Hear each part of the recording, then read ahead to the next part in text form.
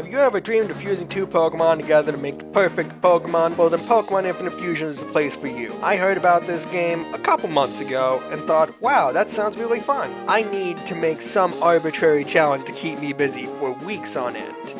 So we're playing a ground type only run. So our journey started like most journeys, getting the most overpowered Pokemon in the entire game. Thankfully, this at least meant that we could start with a ground type instead of having to reset, and also scrounge around hoping for a ground type Pokemon.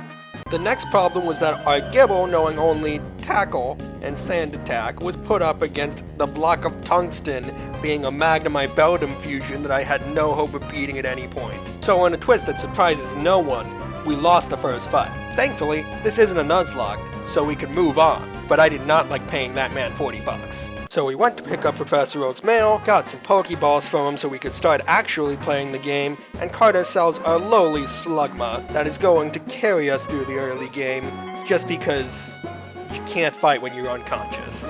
So now our time as Frankenstein can begin as we finally fuse our first two Pokemon into this unholy abomination you see before you.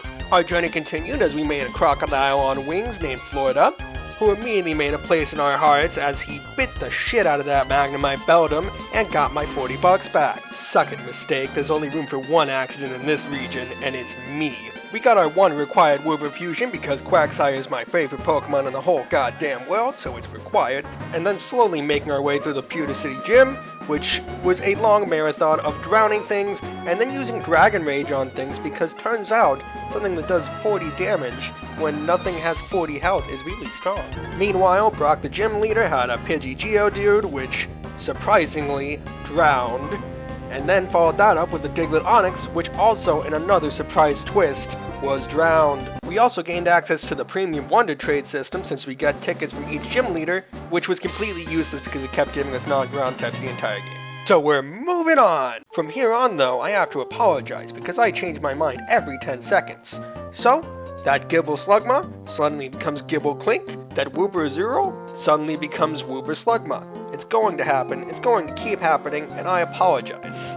Just realize, when we get towards important points, you will have an idea of what we are using consistently. This is mainly a disclaimer, because I change my mind every 10 minutes in this game because they gave me too many options, so I change constantly. So anyways, Brock sends the 10-year-old into Mount Moon to go fight Team Rocket, and instead, we slacked off, caught not only a Nidoran, but also a Diglett and a Trico, which we then of course fused to make into a face that only a mother could love. So after fighting through some of the horrors that resided in Mount Moon, and also finding out that Geodude, no matter what you fuse it with, will remain a rock type and lose the ground typing for some reason, we find out that Team Rocket is trying to learn how to fuse 3 Pokemon together, and also that they don't know how to build their machinery very well because it immediately blew up. Team Rocket, everybody. We got a fossil that we definitely aren't going to forget about for the entirety of the game.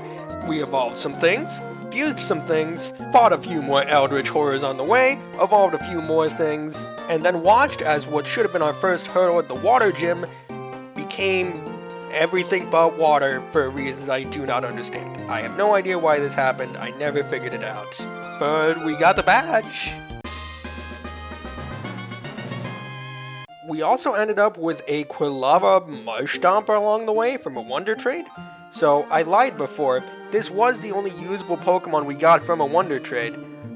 But throughout the entire rest of the game, I never actually found a legitimate use for this Pokemon. He just sat there in the party and looked cool until I removed him finally. And if I'm completely honest, after that, nothing happened between Gym 2 and Gym 3. We grinded some Pokemon, we caught a few things here and there, we fused some things, but nothing really happened. And when we got to the Electric Gym on our all-ground type run, exactly what you would expect to happen, happened.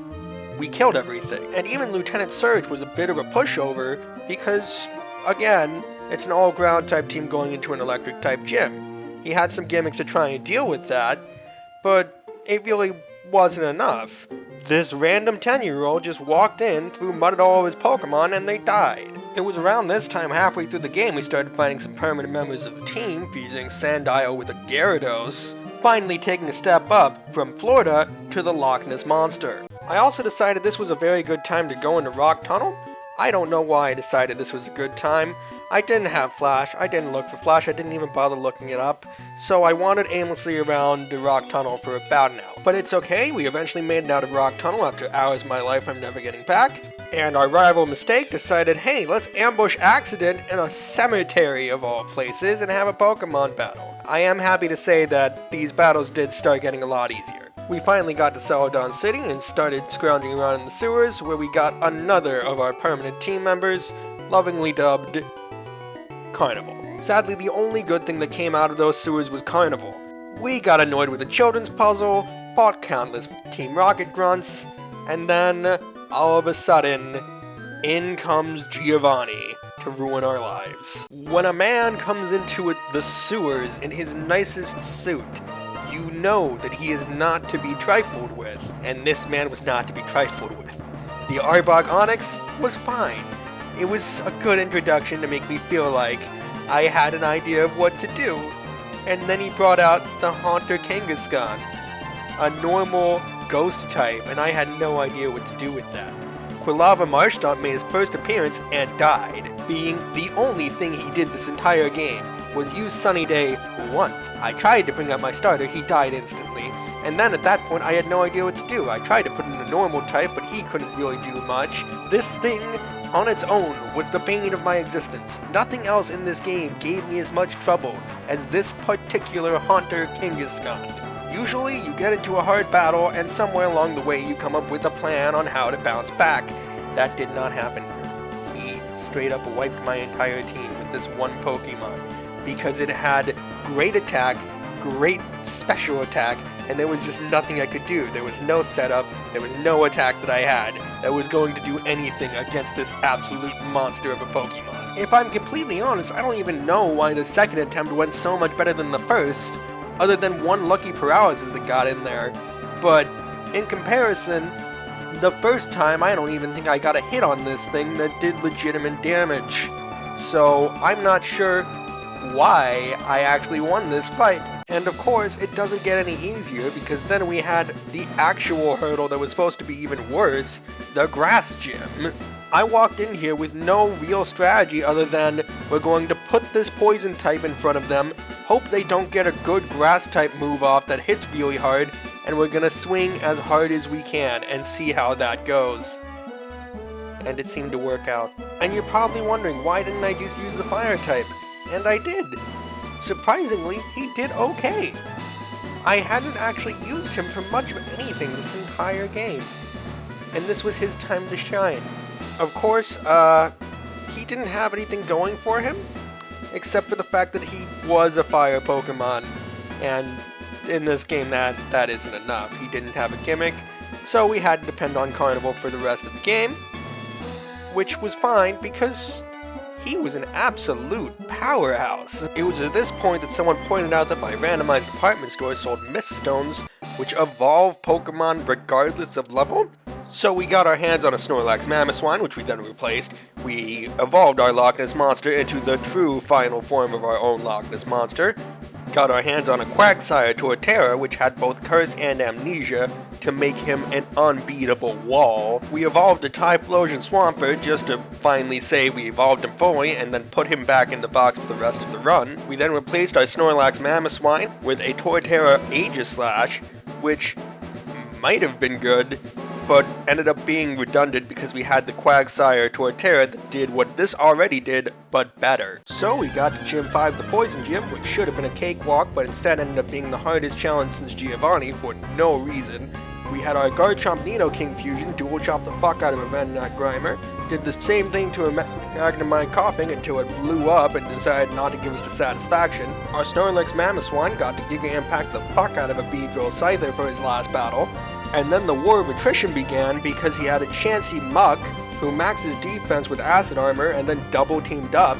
So when I hit him, it did barely any damage, and then by the time I hit him again, he was already healed because he also happened to have Black Sludge. So when Carnival came in, it became a war of attrition as we just sat there and waited till one of us ran out of moves because he couldn't kill me with poison moves and I couldn't do enough damage with my ground type moves to make anything happen. So we sat there until eventually He just ran out of moves and started dying naturally, as you do. So yes, I will admit, not the most graceful way to win, but we got the badge. So we finally made our way to Saffron City, where Team Rocket is doing Team Rocket things and kidnapping a bunch of people who work in an office. Sucks to be a minimum wage office worker, but you know, whatever. We spent just a little too long being confused by a children's puzzle going through teleporters, but it was worth it in the end because for some reason this guy just had a Flareon that we immediately put in the box and never used again. So after emotionally preparing ourselves to fight Giovanni again, Mistake decided the middle of a hostage situation is the best time to challenge us to a Pokemon battle. I have no idea what his problem is, but it's not optional, so we did it anyways. So in order, we hit his Nidoking Pidgeot with a piece of tungsten a little too hard and it died. His Electabuzz Gyarados had the misfortune of being an electric type, see Gym 3. His completely unfused Tauros gave us more trouble than it should have, but a completely roided up Torterra Quagsire killed him with an Earthquake. His Staryu Kadabra got one hit in, but sadly was not roided up enough to take down the wall that is Torterra Quagsire. And finally, his Magneton Metang decided it was a good idea to go up against an all-ground type team that he's 4 times weak against. So now it's time for the fight we actually care about, which for some reason Mistake decided would be a good time to make this a double battle and make my life even harder against a team that annihilated me last time. So to thank him for making our lives harder, we immediately switched our targeting to whom it may concern. There's only room for one accident in this battle. So the chairman thanked us and gave us one of the Gen 2 starters, which we again didn't use. Even though it turned out to be a Beldum, we just didn't have a good use for a Metagross, which is a weird thing to say. We also had a Rotom show us its favorite movie, caught that, didn't use it, because Electric Ground also wasn't a very good typing. It's a really weird run. So we continued on with Gym 6 fighting Sabrina. Nessie got a dirtbag crit on her Hypno Mr. Mime, which, you know, at this point we'll take it. Her Espeon Umbreon got a double tap on Nessie and then proceeded to Dark Pulse and Future Sight everything on my team to death because I had no viable strategy against this entire gym. And then we had to watch as Torterra Quagsire flinched at the worst possible time, healed, got Dark Pulsed, and then also happened to get Future Sighted. Which at this point in the run, of course it was a crit. Aegislash Torterra finally ended his kill streak and then died to his only weakness, a glass of water. Attempt 2 went better for no reason at all as we set up Amnesia, and then the Mr. Mime Hypno decided to use Baton Pass for no feasible reason. So then the Espeon Umbreon decided to eat a dirtbag crit from an Earthquake and then got hit with a second Earthquake afterwards. And then thankfully the Alakazam Slowbro decided to let me buff up my defense and special defense. So we killed him with a piece of grass. And then I got too overconfident with my buffed up Pokemon and got Destiny Bonded by a Gengar Alakazam. But at this point it didn't matter because all Sabrina had left was a Hypno Mr. Mime and they didn't have much they could do to me. So, GG, no re. And at this point we remembered about that fossil from the beginning of the game, which came out as a Lampent for some reason. So we finally took this time to hit the Safari Zone and catch ourselves a Trapinch. Power of money, we decided to fuse a Flygon with a Garchomp to devastating results. So anyways, Team Rocket stole some guy's boat even though Pokemon can literally surf on the water, and went to Mount Ember and decided to give the most bullshit Pokemon battle of all time. So Giovanni decided to send out Zapmo Kuno, all 3 birds at once, which also has triple pressure, so each move uses 3 PP each, and each of them all attack separately on the same turn. So each turn you have to tank 3 different hits. So after 2 unanswered deaths, Nessie finally took down the Moltres part of it and then died. And thankfully we were able to get an Iron Head off on the Articuno bit, which left us with just 1 electric type, and we know how that goes. So with this Dark Souls Pokemon fight out of the way, Moltres came down and challenged us to a fight, which we then immediately ignored because we have absolutely no luck with Fire Ground types in this run. So now that that was dealt with, I thought, well, time to return to my gym challenge. I guess the gym challenge is in Viridian City. So it turns out Giovanni opened a gym, for reasons, and instead of making it a ghost type, which he seemed to be the best with, or normal types, he opened a ground type gym, and that went about as well as you'd expect against my team that came with a water ground type. So he made a well-timed switch against my Azumarill Swampert, just in time for it to kill the next thing he sent out anyways. And also the thing that he switched off of in the first place, so Torterra Quagsire finished off his Rhydon Snorlax, and it was an underwhelming fight against Giovanni, to say the least. And so with that, we had our 8th badge? So little known fact, apparently you can challenge the 8th gym before you ever do the 7th gym. And I don't know how that's possible, but we're gonna roll with it, I guess. So, one Google search later, and we were back on track, kind of, finding Blaine at the bottom of Pokemon Mansion, where he's just been hanging out in a random basement for reasons. Anyways, apparently the gimmick for this gym is trivia, and I don't know if you know this from just dealing with me thus far, but I'm an idiot and got every single one of these questions wrong, except the last one for some reason. That one was a fluke. But since we prepared for Gym 8, before Gym 7, Gym 7 was kind of a cakewalk as we just kind of walked over everything he ever loved. And then for funsies, with our stash of Wonder Trade tickets we ended up with, we decided to use all of them at the very end to see if we got something crazy. And for the most part, we did not. All we got was Furry Bait and some really cursed Pokemon.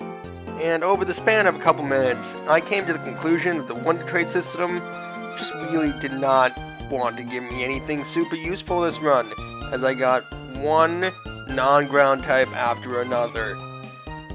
So, that was fun.